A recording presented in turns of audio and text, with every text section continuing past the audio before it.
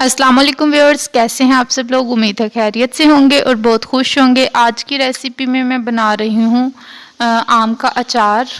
तो उसको किस तरह से बनाते हैं फॉलो कीजिएगा सारी रेसिपी। उससे पहले काइंडली चैनल सब्सक्राइब कर लीजिएगा और बेल आइकन पे क्लिक करिएगा। सबसे पहले मैंने कच्चे आम मंगवा लिए थे बाज़ार से, उनको धो के अच्छी तरह से जब ड्राई हो गए हैं तो उनको मैंने इस तरह से काट लिया है। जो बड़ी छुरी होती है उससे ये कट जाते हैं, अदरवाइज़ बाज़ार से कटे हुए भी मिल जाते हैं। तो इनके बीज को कर लेंगे हम अलहदा।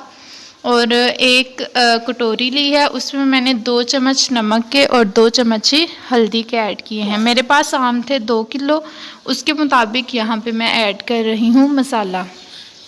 तो आपके आम गीले नहीं होने चाहिए, बिल्कुल खुश्क होने चाहिए। अगर वो गीले हैं तो आप उसको किसी साफ़ कपड़े से या टिश्यू से अच्छी तरह से साफ़ कर लीजिएगा।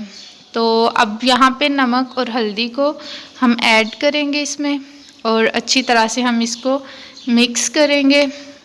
और मिक्स करने के बाद हमने इसको रख देना है 8 घंटे के लिए ऑलमोस्ट।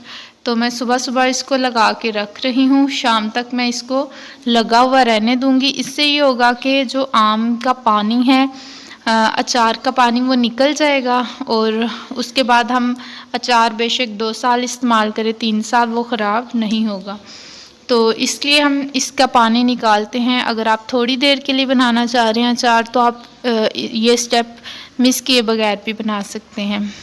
तो अब मैं इसको नमक और हल्दी लगा के अच्छी तरह से सारे मिक्स कर लूँगी। एक डब्बा लेना है जिसका ढक्कन होगा, या कोई ऐसा बर्तन लेना है जिसको हम अच्छी तरह से ढक सकें। तो उसमें आप ये सारा ऐड करके तो रख देंगे। मैंने डब्बे में सारे पीसीस डाल लिए हैं। अब मैं इसको ढक के रख दूँगी और फिर हम चेक करते हैं 8 घंटे के बाद। ये तकरीबन आधा ग्लास या पौना ग्लास जो है वो पानी छोड़ देता है।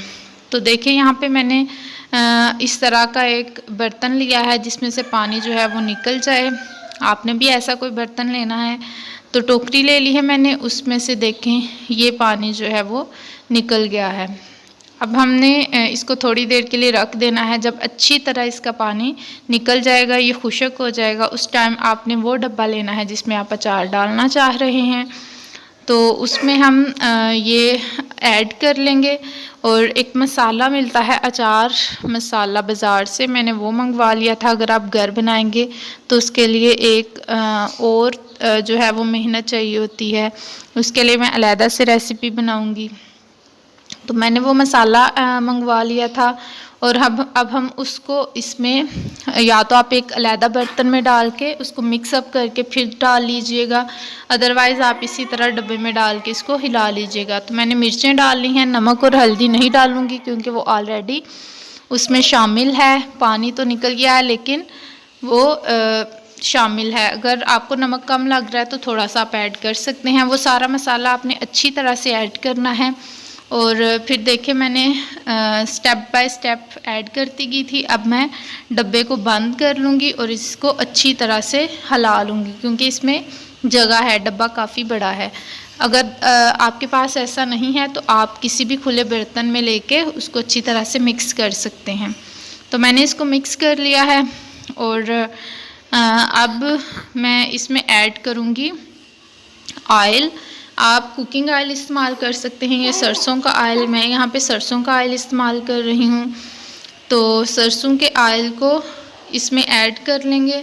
ये तकरीबन मैंने हाफ़ से कम ऐड किया है, हाफ़ डब्बे से कम, क्योंकि अचार जैसे जैसे पकना शुरू हो जाएगा तो वो नीचे चला जाएगा तो ऑयल में डूब जाएगा। इसलिए आपको ज़रूरत नहीं है कि आप अभी से इसको भर दें। तो आपने इसको तकरीबन आधा जो है वो बॉटल ऐड करनी है ऑयल की, यानी क्वांटिटी चेक कर लेनी है। जितनी स्पेस में ये पीसीज आए होंगे उससे आधा आपने ऑयल ऐड करना है, आधे से भी कम कर सकते हैं आप।